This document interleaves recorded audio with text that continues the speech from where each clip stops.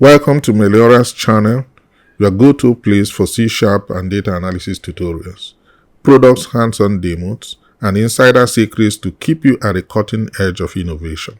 Our goal is to break down complex tech topics to a level that you will easily understand to supercharge your skills. Without further ado, let's jump right in. Hello, you're welcome to this channel. In today's video, we're going to look at the substring function.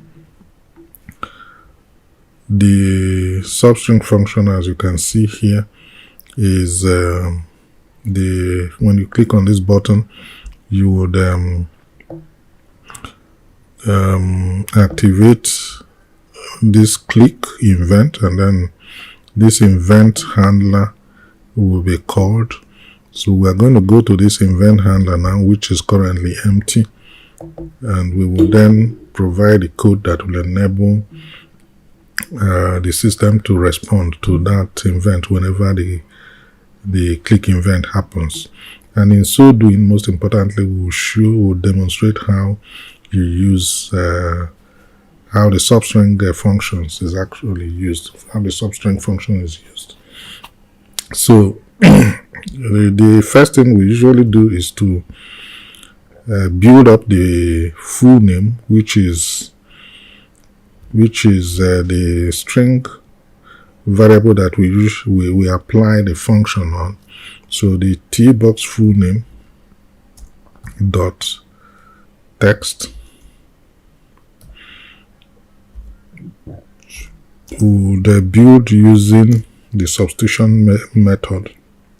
So I'll put a $sign equals then a space, and then I'll put the two variables in braces, in opening and closing braces, that I will substitute. So the tbox first name dot text, and then the tbox last name dot text. Tbox last name dot text,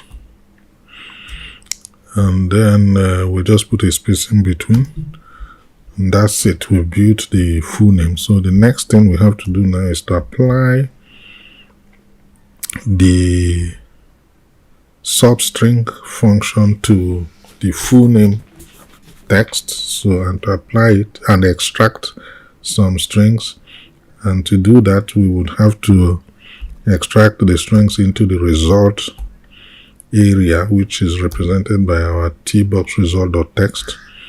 So you do tbox result.text equals then tbox full name, which is where we want to apply the function to .text, of course. Then you now do dot substring. And then that substring requires two parameters. It wants a start index. So again, if we just do 0,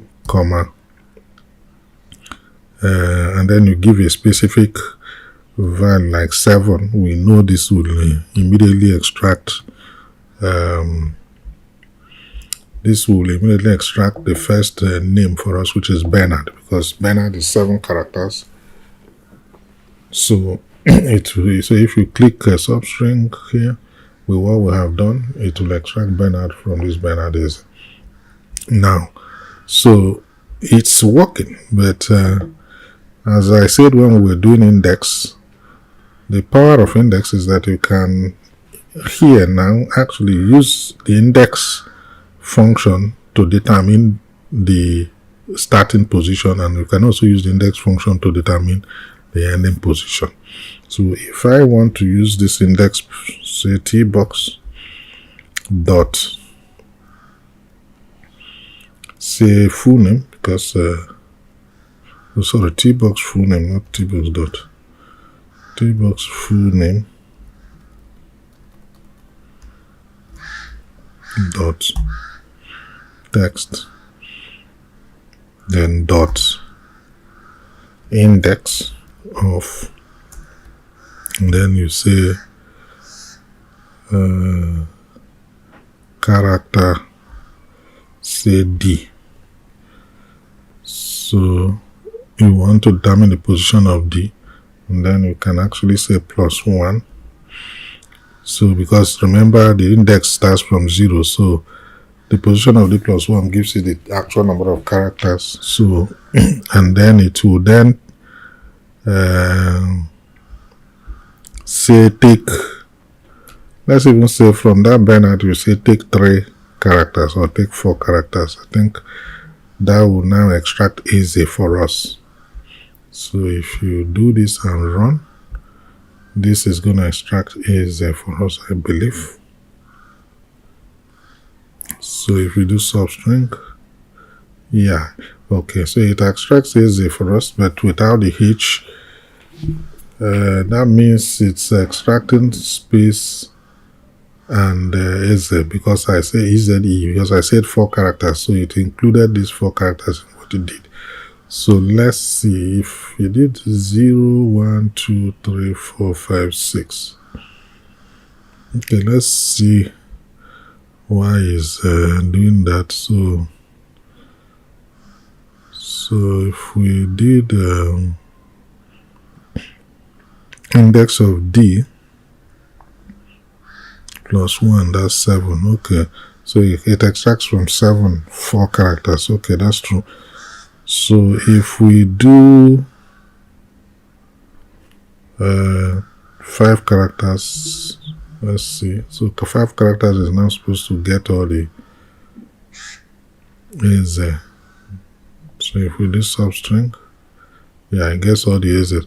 So now if we now do, we can also use index of, these are the power of some of these things. So in it's some of these functions. So if you use, we can also determine that index of through determine that number of characters through the index of function. So if we again say tbox full name dot text dot index of,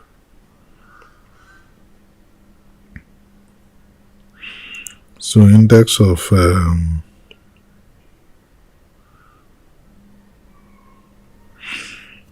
so index of, what's the last character? The last character is H. So we can now say index of that last character, which is H. And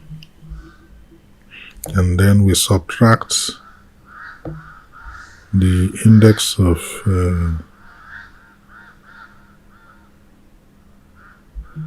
say here minus this empty box full name dot text dot index of, then we say D.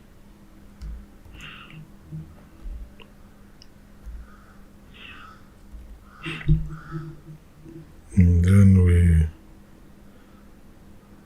surround these two with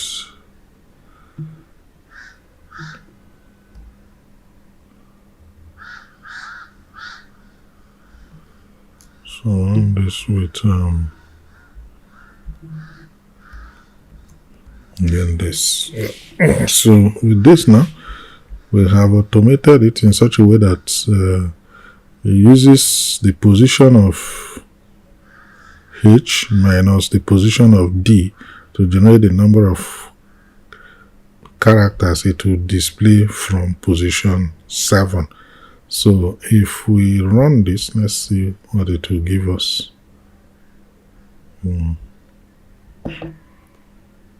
So if we run this, let's see what it will give us.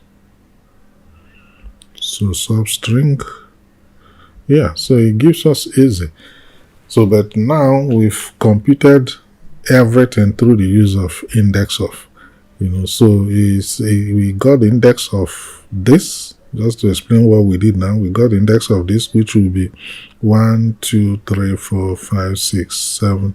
No, 0, 1, 2, 3, 4, 5, 6, 7, 8, 9, 10, 11. So this will be 11. The index of H will be 11 minus the index of D, which will be 6, 0, 1, 2, 3, 4, 5, 6.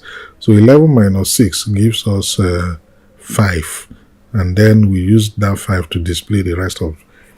So we said from this position plus 1, which is from this space, display 5 characters. And those 5 characters were determined by subtracting the index of this position, which is 11, by saying index of this position, which is 11, minus index of this position, which is 6. So, and that's the beauty and the power of both substring and index of. When you combine two of them, you actually get very powerful results. And I think with this, we pretty much has come to the end of index of, and we've used it in a very complicated way. Okay, no, I just have to include the context now, the context for the label. So let's include the context for the label. And the context for the label is just nothing but to say, as usual, is a T block result, not T box. And we always do that, capture it with substitution method. And that substitution method, I'll just say using displays the result.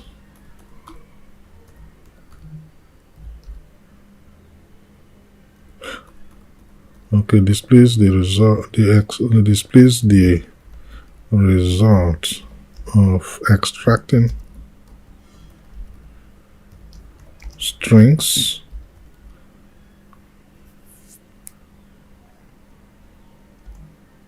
from the text box, from the full name,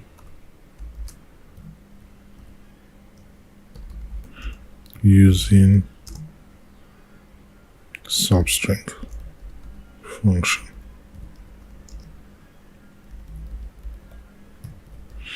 So in this particular case, we used yeah,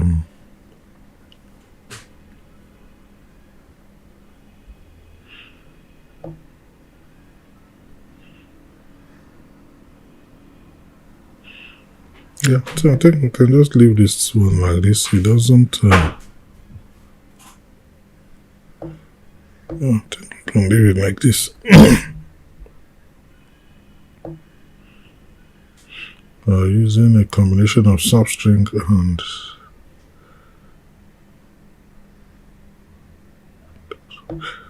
using a combination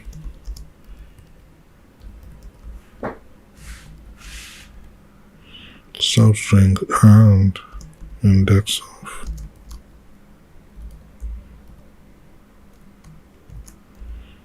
of functions. Yep. so if you run this now, at least the context will be a bit clearer.